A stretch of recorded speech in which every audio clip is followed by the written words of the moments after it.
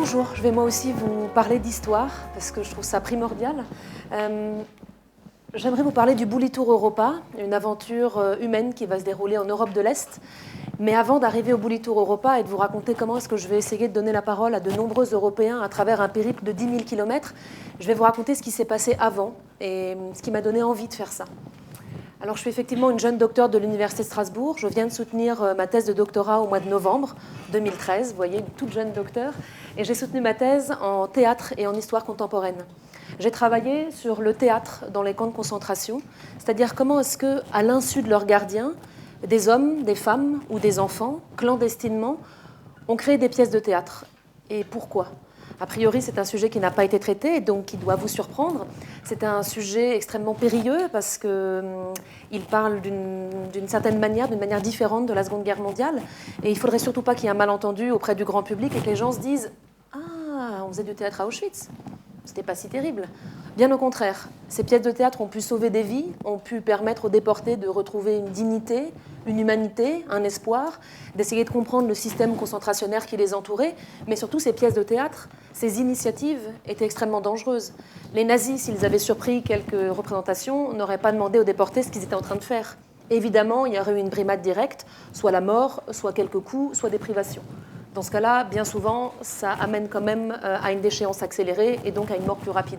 Donc il faut bien avoir en tête que mon sujet de thèse cherchait à donner la parole à des personnes qui, clandestinement et au risque de leur vie, au péril de leur vie, avaient choisi de faire du théâtre dans une situation complètement extrême et avaient choisi de prendre la parole. Alors j'ai constaté que je n'allais pas pouvoir trouver les anciens déportés 70 ans plus tard en allant sur Twitter ou Facebook. Et je me suis dit qu'il fallait donc passer par la voie papier. J'ai donc écrit cet appel, un appel à témoins, qu'on n'aperçoit pas bien, mais c'est écrit là, en tout cas en plusieurs langues.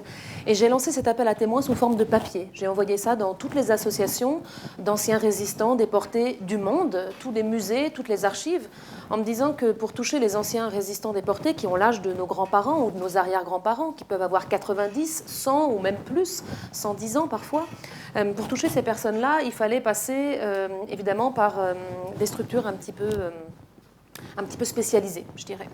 Donc j'ai lancé cet appel en disant si vous avez fait du théâtre, ou lu du théâtre, ou écrit, ou joué du théâtre, ou peu importe, quelque chose avec le théâtre pendant votre déportation, j'écris une thèse sur le sujet, je viendrai vous écouter. J'ai lancé mon appel. 2 semaines plus tard, j'ai eu un coup de téléphone.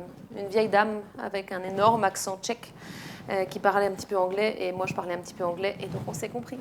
Et elle me disait, écoutez, si vous voulez, je veux bien vous raconter. J'ai assisté à une pièce de théâtre dans le ghetto de Térésine quand j'avais 12 ans. C'était en 1943. Je peux vous le raconter, mais pas comme ça, pas par téléphone. Je veux bien vous le dire, mais il faut venir. Bon, Prague, ça va. Je prends ma voiture, je vais à Prague. Je trouve un traducteur en chemin. Je commence à réaliser son entretien. Et puis, je suis persuadée que je ne trouverai jamais d'autre personnalité qui pourra me raconter ça, puisqu'on est 70 ans après, puisque très peu de personnes ont pris le risque de faire du théâtre, puisque bien peu en sont revenus, et parmi ceux qui en sont revenus, il y en a sûrement qui ne sont plus là, ou qui n'ont plus les capacités de parler, ou plus la mémoire pour tout simplement transmettre. Et puis, à la fin de son entretien, elle me dit, vous savez, moi j'ai vu une pièce de théâtre, mais ma super grande amie qui habite à New York, qui est encore en vie, elle a joué dans la pièce, puis elle l'a joué 52 fois. Puis on appelle New York, et puis elle me dit, venez, mais je veux bien vous raconter, mais venez. Bon, New York. Et j'arrive à New York, et puis je me mets à l'écouter, et d'un seul coup, elle me dit, mais vous savez, moi, c'est bien, mais mon amie en Israël, elle est encore mieux. Je vais en Israël. Et puis arrivé en Israël, on me dit non, Washington. Ah non, mais Washington. Et puis comme ça va continuer pendant 6 ans. Et c'est ce qui va faire que je vais retrouver comme ça 28 témoins inédits dans le monde entier, mais je vais aussi retrouver des manuscrits, des pièces de théâtre. Et je vais essayer de faire réagir ces témoins par rapport à cette création complètement insoupçonnée. Et comme je vous l'ai dit, une mémoire assez dangereuse parce qu'elle pourrait rapidement être réutilisée par des gens mal intentionnés, par des négationnistes ou des révisionnistes qui voudraient évidemment contrefaire l'histoire. Donc là, il y a un gros défi pour moi, c'est dès que j'en parle, et c'est pour ça que je perds 4 minutes 22 à vous resituer le contexte, c'est parce que je ne veux pas qu'il y ait de malentendu sur « on faisait du théâtre dans les camps, c'était cool ». Non, c'était salutaire. Voilà la raison.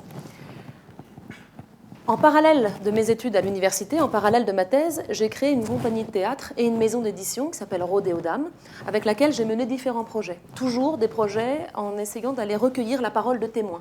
Alors là, c'est aussi une parole de grands témoins, puisque c'est une exposition qui s'est déroulée au Centre européen du résistant déporté, dans le camp de concentration du Struthof, le seul camp de concentration en France, puisque l'Alsace était annexée, était allemande.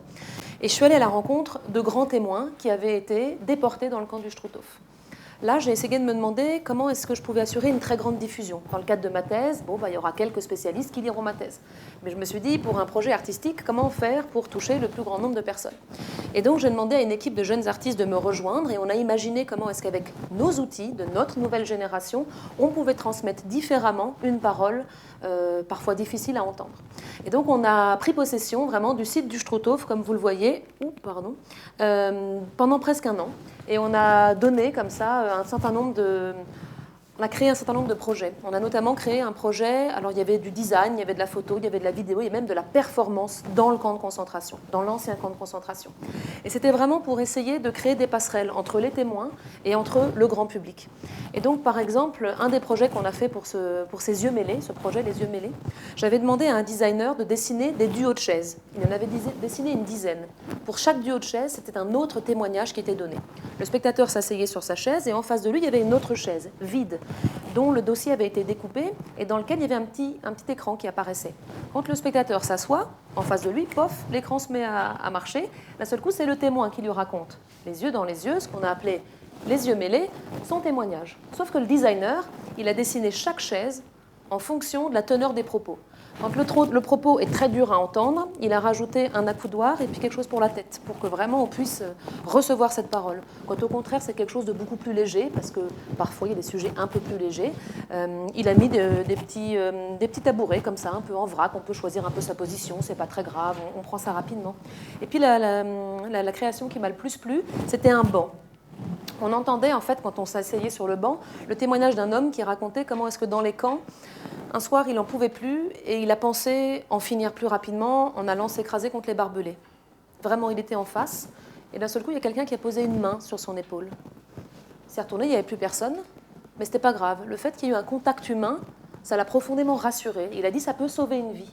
Et bien, ce qu'on a fait pour ce banc, j'ai demandé au designer de creuser l'assise au milieu. Ce qui veut dire que si vous êtes deux sur le banc et que vous regardez ce témoignage, forcément, avec votre épaule ou avec votre cuisse, vous touchez votre voisin. Et donc, du coup, ça vous met dans une perspective de bonne écoute et de bonne réception d'un témoignage, en dehors d'une génération zapping où finalement, c'est ennuyeux, je zappe, je passe, j'écoute pas. Là, il vous le raconte à vous, c'est des petites séquences de 3 minutes. Vous êtes vraiment, on a imaginé jusqu'à designer votre chaise, donc normalement, ça marche et vous restez.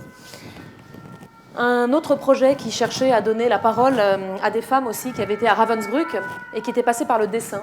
Et j'ai essayé de retrouver en fait tout simplement des personnes pour me raconter, parce que comme vous le voyez, il n'y a pas de nom, il n'y a pas de visage, et 70 ans plus tard, qui est sur cette photo? Quelle est l'histoire de cette femme qui est à gauche et qui est accoudée avec ses camarades? J'ai donc mené une enquête pendant plusieurs années et j'ai retrouvé ces femmes que j'ai appelées les robes grises en raison de ces dessins. Et donc j'ai pu identifier, grâce à certains autres chercheurs, 200 noms de femmes qui avaient été déportées à Ravensbrück et qui avaient été dessinées mais restées anonymes et donc restées muettes pour le reste, pour la postérité. Donc voilà, essayer de donner à nouveau la parole aussi à des archives qui sont devenues muettes et on a besoin du coup de témoins. On avait mené aussi, avec Rodéodam, toujours un séminaire qui s'appelait « Penser et parler l'Europe » et qui voulait interroger ce que c'était que l'identité européenne et qui voulait vraiment interroger aussi notre mémoire. Qu'est-ce qu'était notre passé commun? Qu'est-ce qu'on partageait tous et vers quoi on essayait de s'acheminer? Le problème, entre guillemets, ou la critique de ce projet, c'est que bien que le livre ait été écrit en français et en allemand, l'ensemble du projet s'est déroulé en Alsace, en France. Pas mal, mais manquant d'ambition. C'est pour ça que le prochain projet dont je vais vous parler se déroule sur un terrain international. Avant ça, je voudrais encore vous parler d'un dernier projet. Il s'agit des Gardiens des lieux. Vous en avez peut-être entendu parler. C'est une exposition qui tourne en ce moment en Alsace, qu'on vient de réaliser avec Rodéodam aussi. Il s'agit d'une exposition sur les anciennes synagogues d'Alsace qui ont été réaffectées après l'exode rural du siècle dernier, mais après la Shoah. Et la question, c'est que sont devenues les 220 synagogues d'Alsace quand il n'y a plus assez de communautés et de croyants pour s'en occuper. Et donc sur les 220 synagogues d'Alsace, il y en a 200 qui ont été réaffectées. Parfois, je vous dis réaffectées, elles n'ont pas de réaffectation, elles sont juste en train de s'effondrer dans un coin et personne n'a de projet, faute de moyens évidemment, parce que pour une petite région comme l'Alsace, 200 synagogues c'est énorme. Mais il y en a quand même une centaine qui ont vraiment un nouveau devenir. Alors là, l'exemple est un petit peu maladroit, c'est un garage, mais certaines synagogues sont devenues des cinémas, des maisons de particuliers, des résidences d'artistes, il y a même une fabrique de choucroute. On a des lieux assez improbables et c'est vraiment là la volonté de donner la parole à des témoins du quotidien. Au voisin qui a acheté une parcelle de terrain sur laquelle il y avait une ancienne synagogue et il n'en savait trop rien, à l'homme qui a hérité justement de plusieurs résidences et dans le lot il y avait une ancienne synagogue mais lui il pensait racheter un cinéma. Et donc vraiment s'intéresser là à la parole du quotidien, à la parole de, comme je vous le disais, du voisin, de la personne anonyme. Voilà ce qui m'amène enfin au Bully Tour Europa. Alors le prochain projet qui a un peu plus d'ambition que les précédents puisque là on sort de la maison, on s'en va sur les grandes routes. L'idée c'est de vivre pendant 5 mois dans cet engin qui s'appelle un combiné Volkswagen, sauf qu'en allemand on appelle ça un Bully. Je trouve ça un peu plus sympathique, d'où le titre Bully Tour Europa, un tour d'Europe en combiné Volkswagen. On part au mois de mai, on est 2, on va vivre là-dedans. On est 2 et donc on va traverser 21 pays, ce qui fait 10 000 km entre le mois de mai et le mois d'octobre. Le but de ce voyage, vous avez la liste de tous les pays, c'est d'aller à la rencontre des Européens, peu importe s'ils sont pro ou anti-européens. On a choisi comme ça un certain nombre de pays, plutôt Europe de l'Est, comme vous pouvez le constater. Il y a certains pays où ça va poser des problèmes, parce qu'on a dessiné cette carte et on a imaginé cet itinéraire il y a 2 ans. Sauf que évidemment, l'Ukraine, c'était pas aussi brûlant d'actualité. Il y a d'autres pays où ça va nous poser quelques problèmes. La Biélorussie, une bonne vieille dictature, assez compliqué d'y rentrer. Et puis on va aussi s'intéresser à la Transnistrie.